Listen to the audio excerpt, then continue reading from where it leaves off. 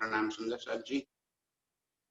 आप हक श्रीराज महाराज धाम के धनी सच्चिदानंद स्वरूप आप श्री प्राणनाथ जी फरमा रहे हैं, ऐसे किए हमें इल्म।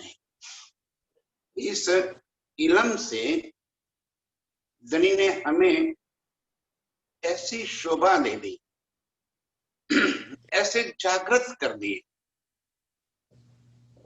कि कोई छिपी न रही हकीकत, परम धाम की कोई बात अब हमसे अनजान नहीं रहती। अर्श की सारी बातों का हमें समझ में आए। क्या समझना है, क्या है अर्श की हकीकत? तो स्वलीला अद्वैत ये अर्श की हकीकत है। स्वलीला अद्वैत क्या है? तो स्वस्वरूप मेरे प्रीतम अपने ही संग इश्कमयी लीला करने के लिए अपने ही अनंत स्वरूप धारण कर लेते हैं और अपने ही स्वरूप के संग खुद लीला करते हैं। ये है अर्श की हकीकत।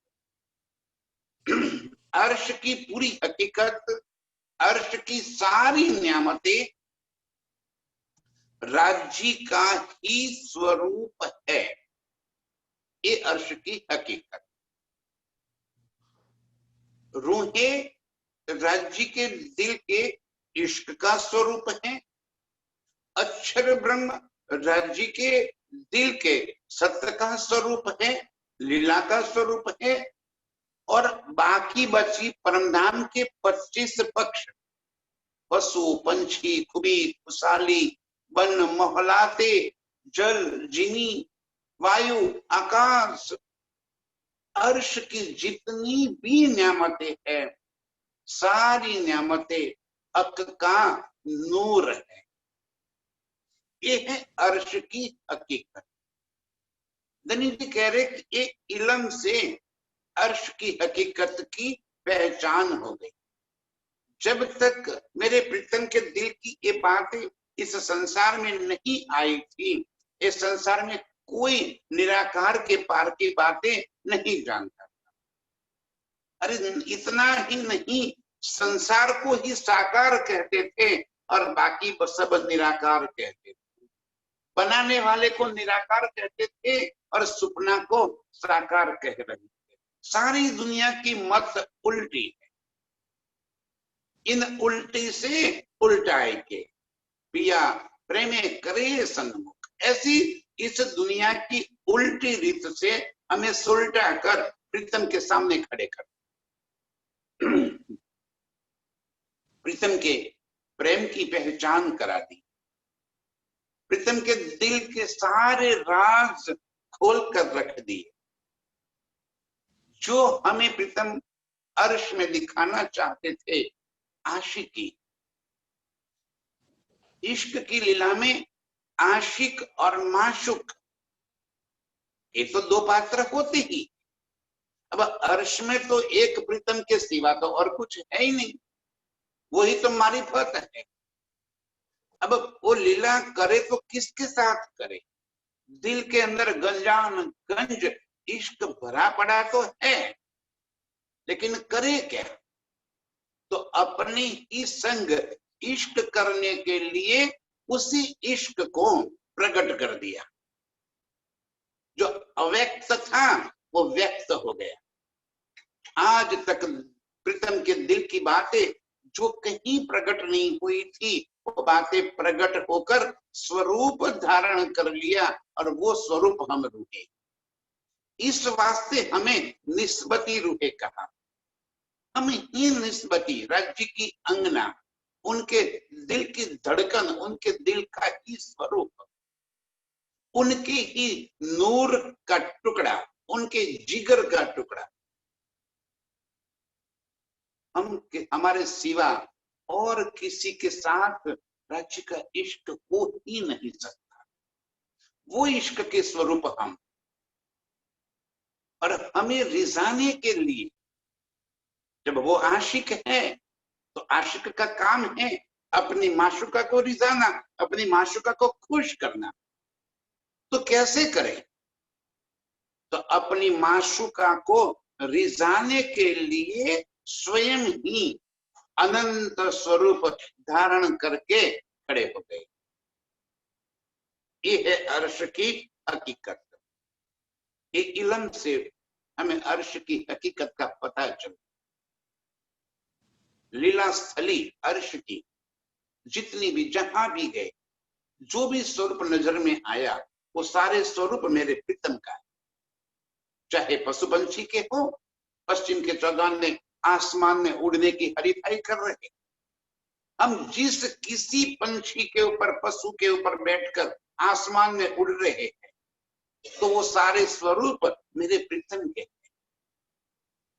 और कितनी अच्छी बात ये है कि जब आसमान में उड़ने की हरिफाई चल रही है, प्रीतम भी हमारे संग कोई पशु पंछी के ऊपर विराजमान है, हम भी चित्त चाहे पशु के ऊपर विराजमान है, पूरे आसमान में सवारी चल रही है। कई बार कंपटीशन हो जाती है, हरिफाई, चलो कौन आगे निकल जाता है। सब अपने अपने पंछियों को उड़ाते आगे बढ़ने की कोशिश कर रहे, और हमेशा हमेशा हम रूहें जीत जाती है, प्रीतम हमेशा हार जाते हैं। क्यों हार जाते हैं? तो कहते हैं मुख कर्माने तुम्हारे ना देख सकूं। यदि आप रूहें हार जाएगी तो आपके मुख के ऊपर खेद हो जाएगा, आपके मुख कर्मा जाएंगे। प्रीतम कहते मैं इतना भी नहीं देख सकता कि मेरी रूहों के मुख के ऊपर एक जरा सी दुख की लहर भी आ जाए, एक लकीर भी नहीं चाहते वो। ऐसे आशिक मेरे प्रीतम, और उनकी सारी हकीकत, अर्श की प्यार भरी सारी लीलाएं, चाहे वो फुलबाग की हो, चाहे लाल चबूतरे की, चाहे बटपीपल की हो, चाहे जमुना जी की हौज कोसर की हो, जहां भी प्रीतम लेकर वो अपार आनंद, अपार सुख हमें दे रहे हैं। वो है अर्श की हकीकत। अर्श की हकीकत का कोई पार नहीं है। सारा अर्श वही तो प्रीतम के दिल की हकीकत। अब धनी जी कह रहे यहाँ पे, ऐसे किए हमें इल्म, इस इल्म ने हमें इतने पावरफुल कर दिए, इस इल्म ने हमें इतने होशियार कर दिए कि अर्श की सारी हकीकत हमारी नजरों में आ गई, सारी बातें हमें समझ में आ गई। अब हमारे अंदर किसी भी प्रकार की कोई शंका ही नहीं बची।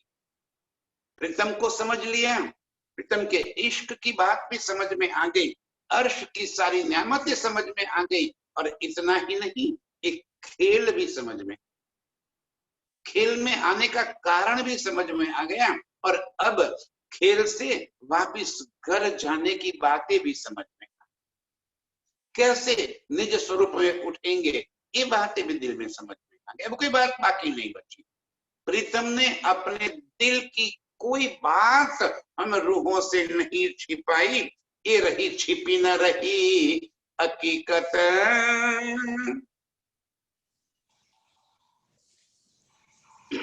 हम झूठी जिनी बीच बैठ के करे जाहिर हक सूरत, यही ख्वा एक एक चरण आगे का एक चरण रह गया। जाहिर गूंज सब अर्शों की, हकीकत अर्श की भी बता दी, और उसके साथ साथ जाहिर गूंज, गूंज माने रहस्यों, किस रहस्यों? सब अर्शों की। कितने अर्श है? धनी जी फुरमा रहे हैं तीनों सृष्टि, तीन धाम की, और तीनों के स्थान अलग अलग, तीनों के अर्श अलग अलग। जीव सृष्टि वैकुंठ को अपना अर्श बनाकर बैठी है, दुनिया को वैकुंठ का भी पता नहीं है कि वैकुंठ है क्या चीज। हम रूहों को ये बातें भी समझा दी। ईश्वरी सृष्टि के लिए योगमाया का ब्रह्मांड वो उनका अर्श है। तो योगमाया का ब्रह्मांड क्या है, कौन सी लीला वहां चल रही है, वो भी हमें समझा में आ गई। और हम रूहों के वास्ते अखंड परमधाम वो हमारा अर्श है। ये तीनों अर्शों की क्षर, अक्षर और अक्षरातीत की जाहिर गूंज सब अर्शों, सारे ब्रह्मांडों की सारी गुज बातें, सारी रहस्यमयी बातें हम रूहों को बता दी। क्या है वैकुंठ? दुनिया के जीवों की उत्पत्ति का स्थान, उनके लिए उनकी मुक्ति का स्थान। कैसे संसार के अंदर जीव सृष्टि उत्पन्न होती है, बार बार ये बात यहाँ पे समझाई गई। श्री जी ने हमें जिस तरह से क्लियर कट ये बात कह दी है, दुनिया के किसी शास्त्र में ये बात इतनी अच्छे ढंग से कोई नहीं कह पाया। कैसे दुनिया उत्पन्न हुई? सारी दुनिया को तो ये भी पता नहीं है कि ये संसार की उत्पत्ति हुई है कि पहले से है। दुनिया तो यही मानती है कि ये तो अनादि काल से ये संसार चल रहा है और अनादि काल तक चलेगा। जबकि दुनिया के शास्त्र वेद भी ये बात कहते हैं, भागवत भी ये बात कहती है कि 4 प्रलय इस संसार के अंदर है और उसमें भी महाप्रलय में सारे ब्रह्मांड का लय हो जाता है। ब्रह्मा विष्णु महेश त्रिदेवा सहित, वैकुंठ स्वर्ग सहित, निराकार शून्य सहित सारा ब्रह्मांड खत्म हो जाता है। उत्पन्न कैसे होता है? अक्षर के दिल के अंदर जैसे ही अक्षर ने दिल में ये भाव ले लिया, तुरंत ही ये संसार की उत्पत्ति हो गई और अक्षर ब्रह्म का ही चेतन स्वरूप इस संसार के अंदर लीला करने के लिए प्रकट हो गया। और वो आदि नारायण, उसी में से एको हम बहुत श्याम, जिसे कहते हैं कुन्न, एक कहते ही सारी सृष्टि त्रिदेवा पंच तत्व सहित सारे ब्रह्मांड की उत्पत्ति हो गई। ये वैकुंठ 4 प्रकार की जहां मुक्ति दुनिया के जीवों को मिल रही है। ये स्वर्ग, सारी दुनिया स्वर्ग जाने के लिए तड़प रही है। हम किसी के घर पे भी जाके पहुंचेंगे तो उनके घर पे जो हुतात्मा, जो सन छोड़कर चली गए, उनके माता पिता या परिवार में किसी भी सदस्य का फोटो लगा होगा और नीचे लिखा होगा स्वर्ग, माने कि स्वर्गवासी। सारी दुनिया को स्वर्ग से अधिक कुछ चाहिए ही नहीं। और स्वर्ग के लिए कहा गया है कि अपने कर्म फल भुगतने के बाद स्वर्ग के सारे जीवों को फिर जन्म मरण के चक्कर में आना पड़ता है। सारे शास्त्र ये बात समझाते। ये हो गई अक्षर की हकीकत। अक्षर मूल परमधाम के अंदर मूल स्वरूप उनका रहते हुए भी उनकी लीला स्थली, मन चित्त बुद्धि और अहंकार, उनके जो अंतःस्करण है, जिसे अव्यक्त सबलिक केवल और सत्य स्वरूप के रूप में कहा गया, वो जो है वो योग माया है, जहां पे उनके अंतःस्करण की लीला चल रही है। ये ब्रह्मांड की उत्पत्ति और लय कैसे करते हैं? अक्षर राज्य के हुक्म से वो रहते तो मूल मिलावे में ही है, सॉरी अर्श अजीम में ही है, परमधाम में ही है। बिल्कुल रंग महल के सामने उनका अपना माहौल है, लेकिन उनका स्थली, उनकी लीला स्थली उनका अंतःस्करण है। कोई भी लीला करनी है तो लीला होती कैसे है? मन चित्त बुद्धि और अहंकार से। ये हमारा जीव भी यदि लीला करता है तो हमारे अंतःस्करण से ही करता है। मन के अंदर कई हजारों चीजें उत्पन्न होती हैं और उन्हीं चीजों को हम ऐसे ही अमल में नहीं रख देते, ऐसे नहीं कर लेते, उसको चित्त में जाती है। चित्त उस चीजों के ऊपर चौकसाई करता है, उसकी सही क्या है, करना नहीं करना, उस बात को तय करता है।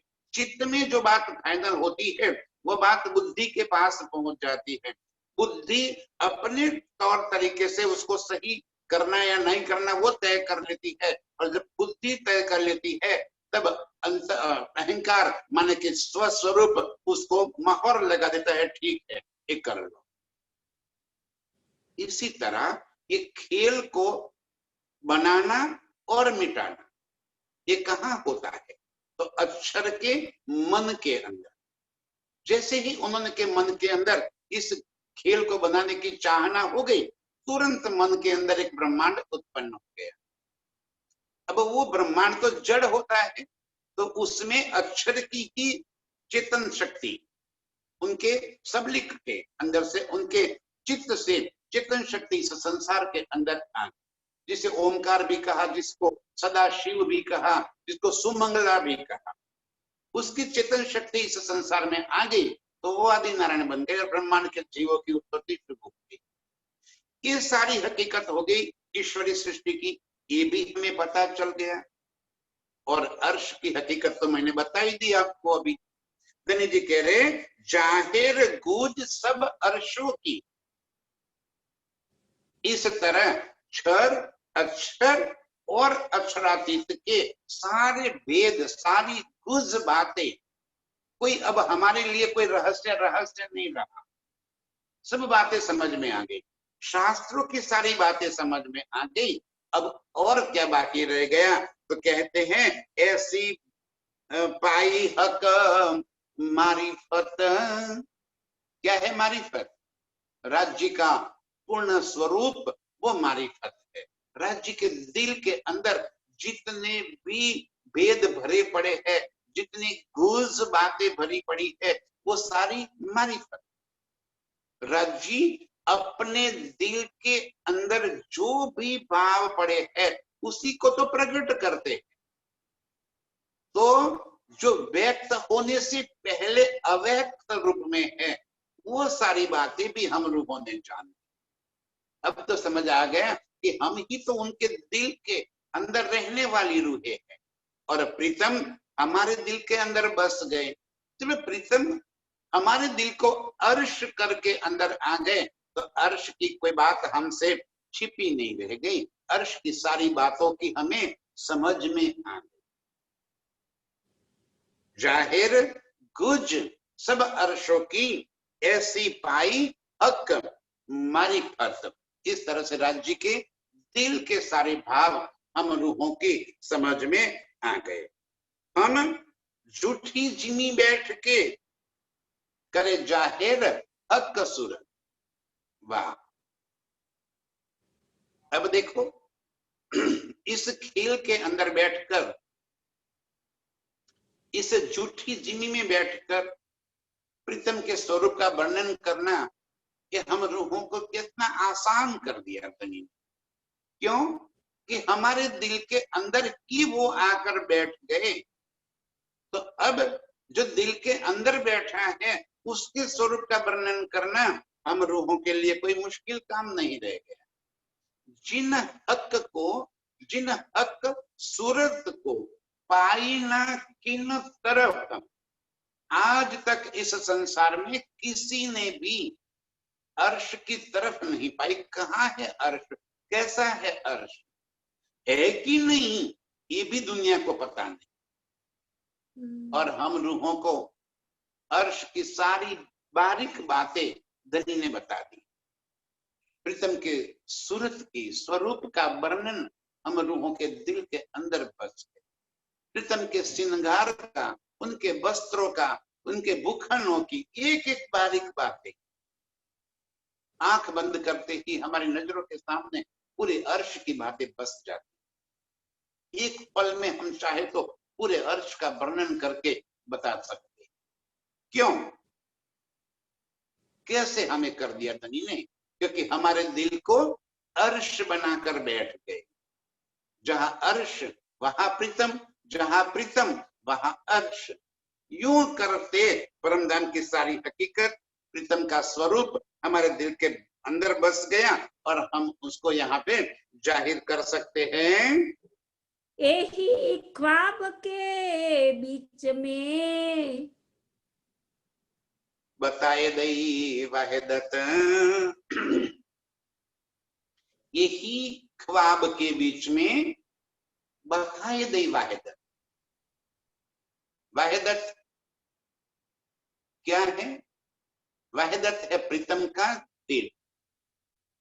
हम आज तक ऐसे समझ रहे हैं कि वाहिदत माने एक दिली, एक दूसरे के दिल की बातें जानना, सभी के दिल में एक समान भाव उत्पन्न हो जाना, ये वाहिदत है। अर्श में वाहिदत मेरे प्रीतम का दिल है। सभी का दिल वाहिदत नहीं है, न प्रीतम के संग हमारी वाहिदत है। हाँ, श्यामा जी के संग हमारी वाहिदत है। हम रूहों के एक दूसरे के बीच में हमारी वाहिदत है। राज्य का दिल वो पूरे परमधाम के अंदर लीला कर रहा है। ध्यान से सुंदर सा जी, मैं हमेशा कहता हूं कि इन 5 शब्दों की जिसको समझ आ गई, ध्यान से, मारिफत, हकीकत, वाहिदत, खिलवत और निस्बत, पूरा अर्श समझ। ये 5 शब्दों के अंदर, ये पूरी वाणी को यदि 5 शब्दों के अंदर सिंक्रोनाइज करनी हो तो ये 5 शब्द पूरी वाणी की भेद है। दनी ने आगे कह दी हकीकत, मारिफत की बातें बता दी। अब कहते हैं वाहिदत क्या है? प्रीतम का दिल ही अर्श में लीला कर रहा है। उनके दिल के अंदर भरे भाव ही प्रकट हो गए, प्रकट स्वरूप ले लिए, तो वो वाहिदत हो गई। अब यदि हमारी और प्रीतम के बीच में वाहिदत होती तो प्रीतम के दिल की सारी बातें हम जानते, हमारे दिल की सारी बातें प्रीतम जानते, तो इस खेल में आने का ही नहीं होता, खेल बनाने की नौबत ही नहीं आती, न हमको खेल में आना पड़ता। प्रीतम के दिल में ये अक्षर ब्रह्म क्या करते हैं, कैसे ब्रह्मांड बनाते हैं, कैसे मिटाते हैं, क्या प्रीतम को पता नहीं है? उनको तो पता है। अरे रोज सुबह अक्षर ब्रह्म केल पुल से निकलकर चांदनी चौक में होकर प्रीतम के दर्शन करके बट पुल से बाहर निकल जाते हैं। प्रीतम को तो पता है, हमें पता नहीं था। यही वाहिदत होती तो हमें प्रीतम के दिल की ये बात पता होती कि अक्षर ब्रह्म कौन है और क्या कर रहे, और अक्षर ब्रह्म को ये पता होता कि रंग महल में क्या हो रहा है, ये प्रीतम किसके साथ लीला करते हैं। न अक्षर ब्रह्म को हमारी बात की पता थी, न हमें अक्षर की लीला के बारे में पता था। वाहिदत मेरे प्रीतम का दिल है। प्रीतम का दिल ही अर्श के अंदर लीला कर रहा है। दरी जी कह रहे हैं यही ख्वाब के बीच में बताए दई वाहिदत, इस खेल के अंदर लेकर आए और प्रीतम के दिल के छिपे रहस्यों को हमें बता दिए। क्या थी छिपी बात? उनकी आशिकी। हमने अर्श में कह दिया कि हे प्रीतम, हम तुम्हारे आशिक है। तब धनी ने कहा बेशक रूहों, इश्क तुम्हारा ज्यादा है, पर आशिक न कहियो कोई। आशिक आप नहीं कह सकती, आशिक तो मैं ही हूं। और वो बात वो अर्श में कभी नहीं बता सकते, क्योंकि बिना जुदागी किए अपने इश्क की बात वो कैसे जताते। इस वास्ते खेल में लेकर आए और यहाँ आकर वाहिदत बता दी, माने अपना दिल बता दिया, अपने दिल की सारी बातें, जितना भी गुज था सब जाहिर कर। एक और बात, मैं हक को अर्श में जुदा जानती। मैं ये मानती थी अर्श में कि मैं और प्रीतम तो अलग है। यहां आके पता चला कि मैं और प्रीतम अलग नहीं है, उनके ही दिल का स्वरूप है, उनकी अंग रूप है, उनसे मैं कभी अलग हो ही नहीं सकती। यदि अर्श में ये बात हमें पता होती तो हम कैसे कह देते हमारा इश्क ज्यादा है। हमारा इश्क ज्यादा है इसका मतलब तो ये हुआ कि आपका इश्क कम है। मतलब आप और हम तो हो गए, हम ज्यादा इश्क वाले, आप कम इश्क वाले हो गए। तो ये तो जुदागी हो गई, ये तो द्वैत भाव हो गया। और अर्श तो अद्वैत है। अद्वैत में रहते हुए हमें इस अद्वैत भाव का ये भी पता नहीं था।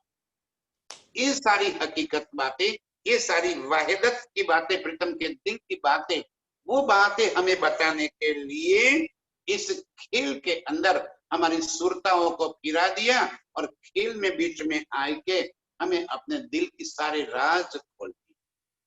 ये तीनों बात हो गई, मारिफत, हकीकत और वाहिद। ये तीनों बातें दली ने हमें यहाँ पे समझा दी। खिलवत तो हम, निस्बत तो हम हैं ही,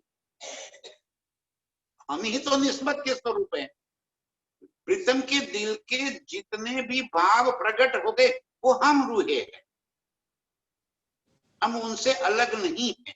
निस्बत माने एक रूपता, उनकी अंग रूप अंगनाएं, मारिफत, हकीकत, वाहिदत और निस्बत, ये तो हो गई। अब बाकी बची खिलवत। तो खिलवत क्या है? प्रीतम के प्यार भरी मस्ती, वो खिलवत है। अर्श की सारी लीलाएं वो खिलवत है। जहां भी प्रीतम हम रूहों के संग लीला करते हैं वो खिलवत खाना है। खिलवत खाना कोई मूल मिलावों को नहीं कहा। खिलवत खाना कोई पांचवी बोम रंग पर वाली नहीं है। खिलवत खाना वो होता है जहां खिलवत की लीला होती है।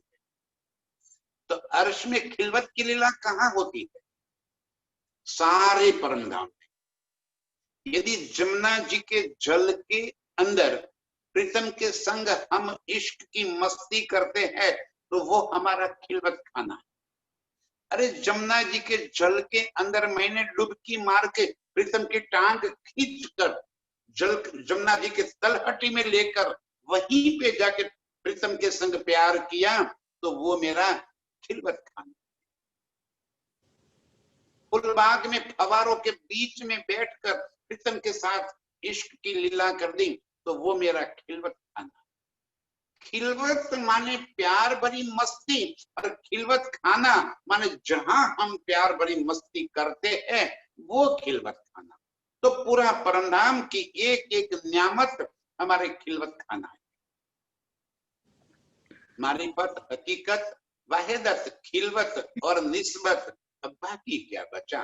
प्रीतम ने अपने दिल के सारे राज हमारे सामने खोलकर रख दिए और हमें बता दिया।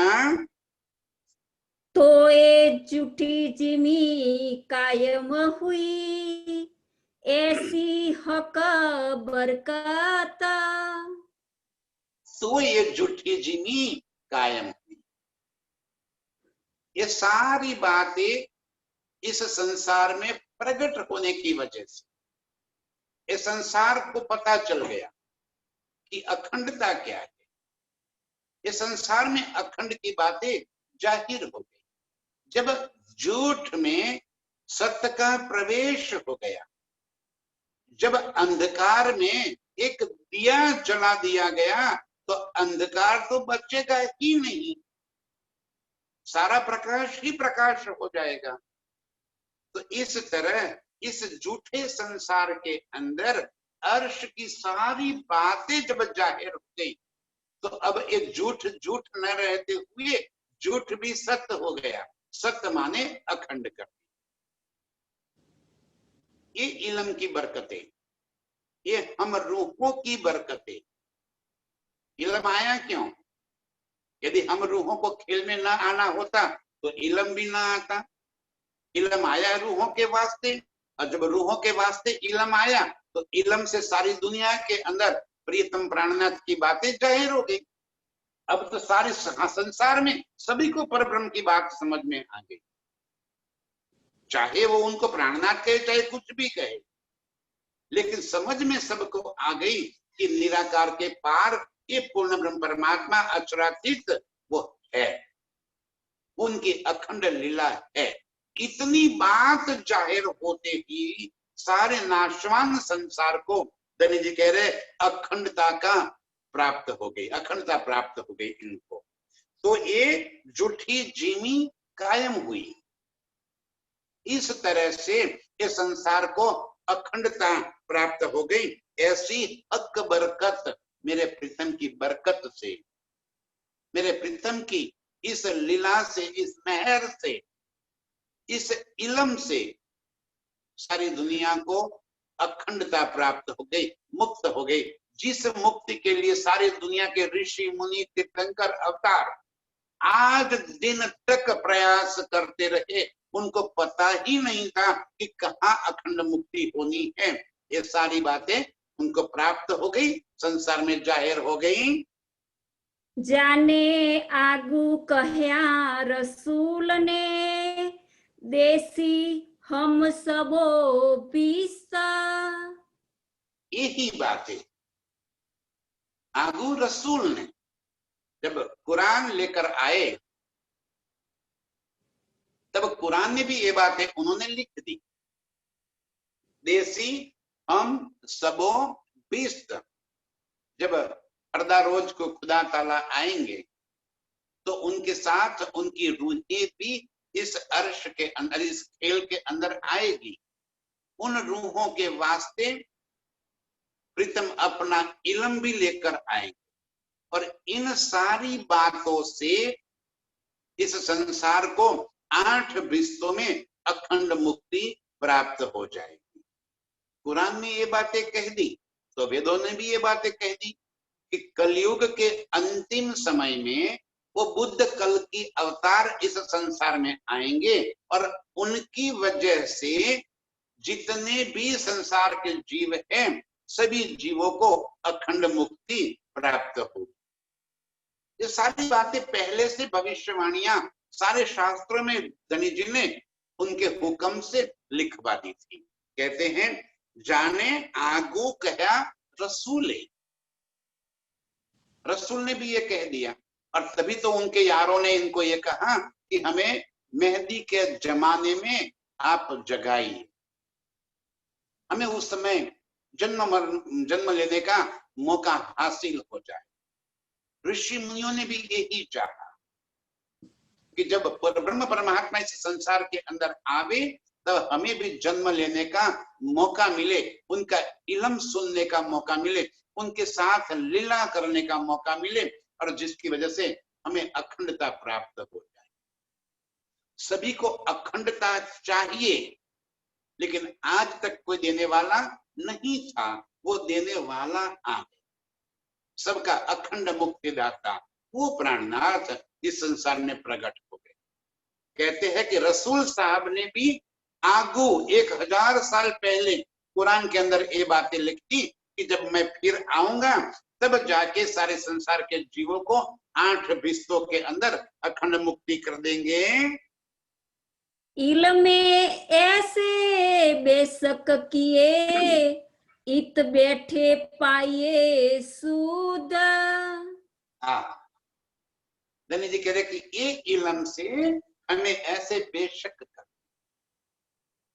देखो आज जिन सुंदर साथ ने इस इल्म को आत्मसात कर लिया, वो बेशक हो गए। अब उनको प्राणनाथ जी के बारे में कोई शंका न रही, उनको संसार के बारे में भी कोई प्रश्न न रही, उनके सारे प्रश्नों का समाधान हो गया। अब उनको ये भी पता चल गया कि एक प्रियतम के सिवा और कुछ है ही नहीं। ये भी हमें पता चल गया कि ये संसार सपनामय है, उसका कोई वास्तविक अस्तित्व है ही नहीं। जिन त्रिदेवा और देवी देवताओं के पीछे सारी दुनिया भाग रही है, उनकी हकीकत भी हमें पता चल गई। अब हमें उनकी भी कोई आवश्यकता नहीं रही। जब वो एक की पहचान हो गई तो सारी मिथ्या सब समझिए कि मिथ्या हो गई, सारी बातें हमारे लिए खत्म हो गई। इल्मे ऐसे बेशक किए, ये इलम से हमें ये बेशकता प्राप्त हुई। इस इलम से हमारे अंदर दृढ़ विश्वास आ गया कि एक प्रीतम के सिवा और कुछ नहीं। इत बैठे पाइए शुद्ध। देखो कैसे कर दिया प्रीतम ने। खेल में बैठे बैठे परम धाम की सारी हकीकत समझ में आ गई। यहाँ बैठे बैठे हम सुरता स्वरूप से अर्श को निहार सकते हैं, अर्श के अंदर विहार सकते हैं। विहार माने वहीं पे फिरना। यहाँ बैठे बैठे हम सुरता स्वरूप में अर्श के 25 पक्षों के अंदर प्रीतम के संग घूमते फिरते रहते। ये बल हमें दिया। दिल में ऐसे बेशक किए, इत बैठे पाइए शुद्ध। सारी शुद्ध सारी समझ इस इलम की वजह से हमें इस खेल में बैठे बैठे पता चला।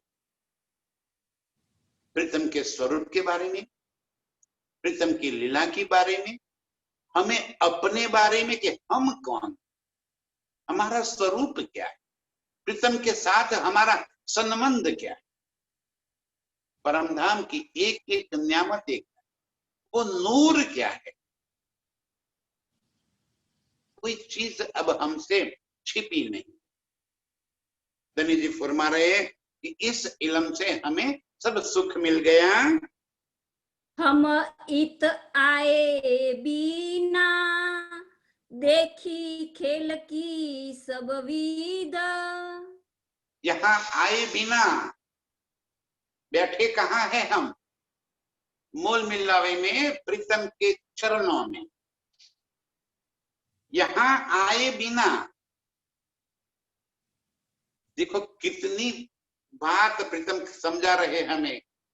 एक हम बैठे हैं मूल मिलावे में, वहां से सुरता यहाँ आपे आ गई और वहां बैठे बैठे इस खेल की सारी बात समझ में आ।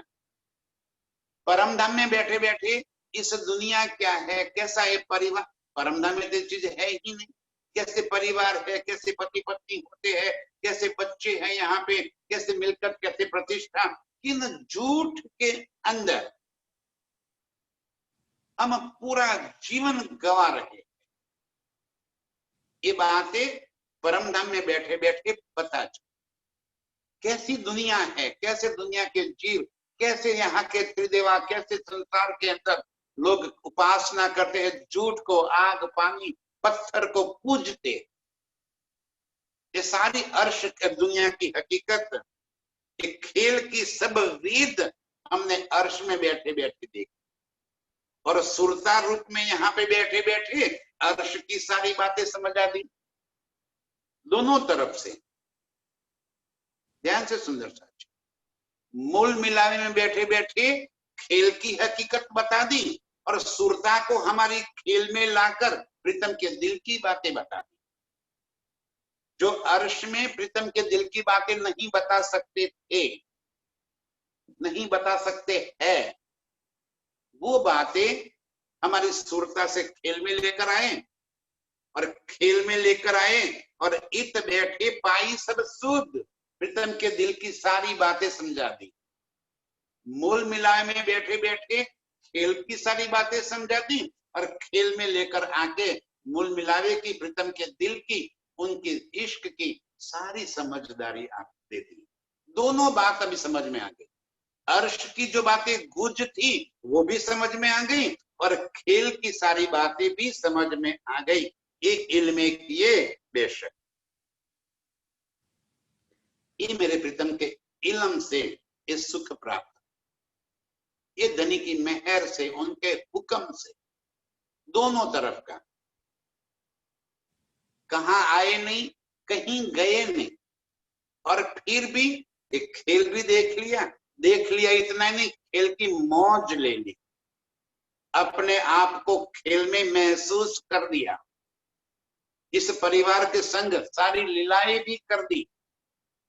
जैसे मार्कंडेय ऋषि दोबन बनकर खेल को देख लिया ना, ऐसे ही हमने इस झूठे तन धारण करके इस खेल को देख लिया।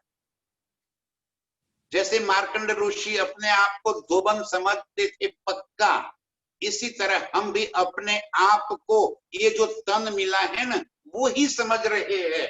कब से अंदर एक गांठ लग गई है कि मैं तो जयंती ही हूं, ये गांठ छोड़ दी, सुध दे दी, अपनी कराई पहचान, अपनी पहचान करा दी कि तू जयंती नहीं है, तू अपने आप को पहचान ले। यहां बैठे बैठे खेल में आकर ये जो तन धारण किया है ना, उस तन के बारे में पता चल गया कि तू जसू भाई नहीं है, तू राजू भाई नहीं, तू मेरी अर्श की अंगना है। ये खेल में आके अर्श की सुध दे दी, और अर्श में मूल मिलावे में बैठे बैठे ये खेल की सुध दे दी कि देखो खेल कैसा होता है। एक या हक इल्म में, इस हक की कारीगरी, मेरे प्रीतम के दिल की कारीगरी, कैसे वो हमें एक खेल देखना चाहते, दिखाना चाहते हैं, ये सारी बातें उन्होंने कर दी। देखी खेल की सब विध, सब प्रकार से, हर एक रीत से उन्होंने एक खेल की बातें भी हमें समझा दी। हम तय की करूँ है अर्श की, इन इल्मे किए बेशक। अब हमें पूर्ण विश्वास हो गया, हम तहकीक रूहे अर्श की, तहकीक माने निश्चित रूप से, हमें ये बात पता चल गया कि निश्चित रूप से हम अर्श की रूह हैं। ये जो तन मिला है वो हम नहीं है, ये सुपने का झूठा तन, और इस तन की मैं खुदी हमें डुबो रही है। ये तन की मैं खुदी ही हमें इस खेल के अंदर लगाए रखी है। मैं, ये जो तन का नाम मिला है वो हूं, इस वास्ते ही मैं खुदी हमें खेल के अंदर रख रही है। हम तहकीक रूहे अर्श की, ये इल्म से ये जो मैं खुदी बनी थी ना तन की, वो छूट गई और निश्चित हो गया, दृढ़ हो गया कि मैं परमधाम की आत्म हूं, मैं राज्य की अंगना हूं। हमने दावा ले रखा है, हुज्जत आ गई अंदर। अर्श की सारी नेमतें जब दिल में भर गई, अर्श की सारी हकीकत जब खुल गई, प्रीतम के दिल की सारी बातें जब समझ में आ गई, तब अब विश्वास हो गया। हम तहकीक रूहे अर्श की, इन इल्मे किए बेशक, ऐसा दावा हमने कैसे लिया? हम रोज दावा लेते हैं कि मैं ब्रह्म सृष्टि हूं, तो कैसे दावा लिया? एक इल्म की वजह से। इल्म ने हमें बेशक कर दिया, इल्म ने आकर हमें हमारी पहचान करा दी, इल्म ने आकर खेल की और अर्श की दोनों की बातें समझा दी, जीव और आत्मा का निबेरा कर दिया, संसार और परमधाम का खुलासा कर दिया। तो ये तो सभी को कर दिया, लेकिन सभी ने ये बात दिल में धारण नहीं कर रखी है। जो अर्श की रूहें है, उन्होंने ये बातें दिल में दृढ़ कर कि मैं ब्रह्म सृष्टि हूं, मैं राज्य की अंगना हूं। ये बात इस इल्म की वजह से हमारे दिल के अंदर दृढ़ होती चली गई।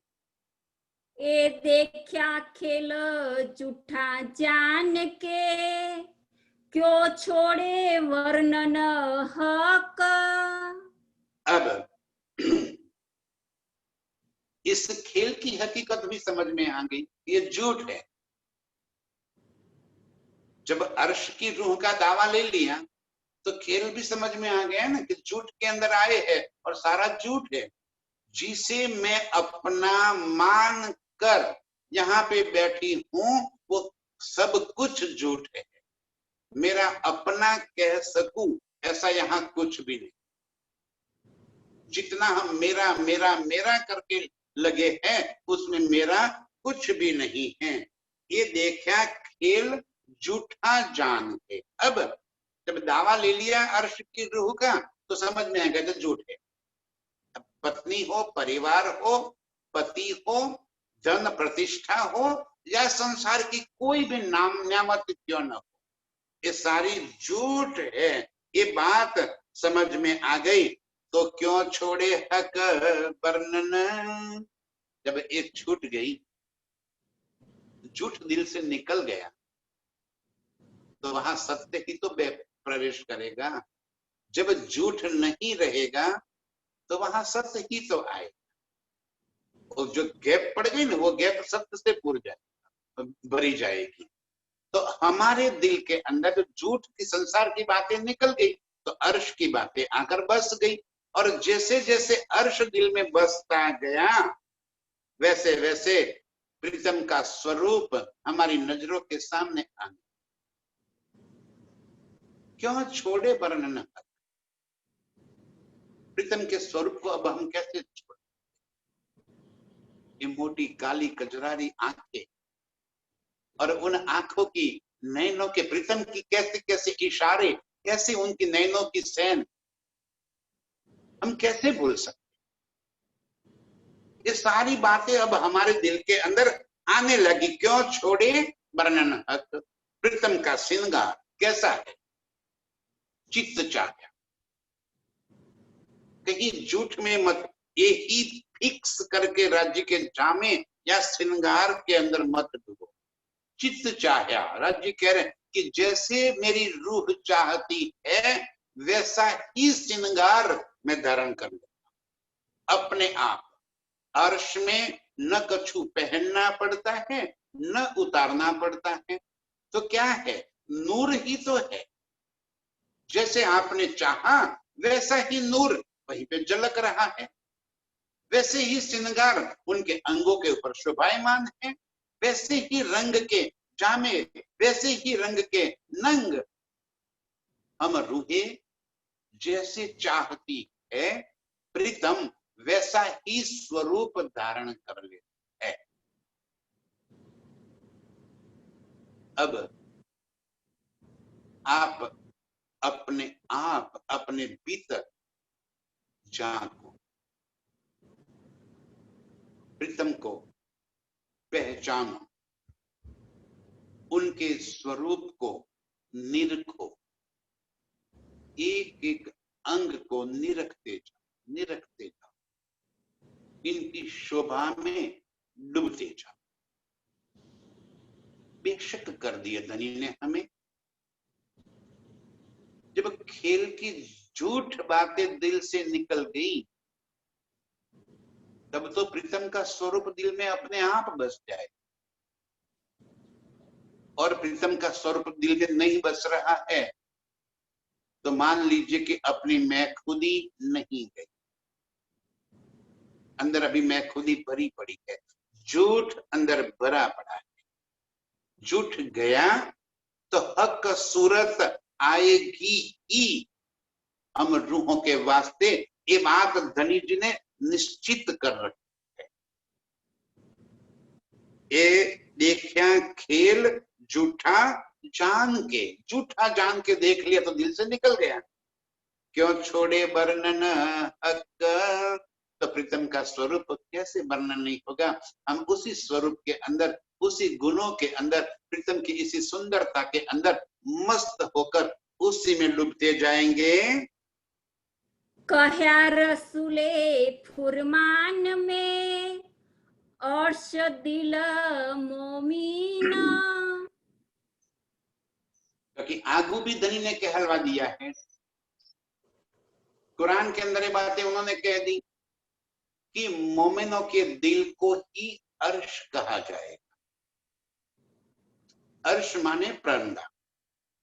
जहां प्रीतम का स्वरूप बस गया तो वो परमधाम बन गया। जहां परमधाम की न्यामतें आ गई वहां अर्श, वहां प्रीतम का स्वरूप भी आ गया। दोनों एक दूसरे से अलग नहीं है, दोनों एक दूसरे के पूरक है। जहां अर्श है वहां प्रीतम है, जहां प्रीतम है वहां अर्श है, एक ही तो है। कहा रसूले फुरमान में अर्श दिल मोमिन, मोमिन को दिल को ही अर्श कह दिया। परमधाम कह दिया, तो परमधाम में तो प्रीतम भी है और हम भी है, तो हमारी लीला प्रीतम का इश्क और प्रीतम का स्वरूप, वो तो हमारे दिल में आना ही आना है। जब देवचंद्र जी को दर्शन दिए तब उनको कह दिया कि अब आय के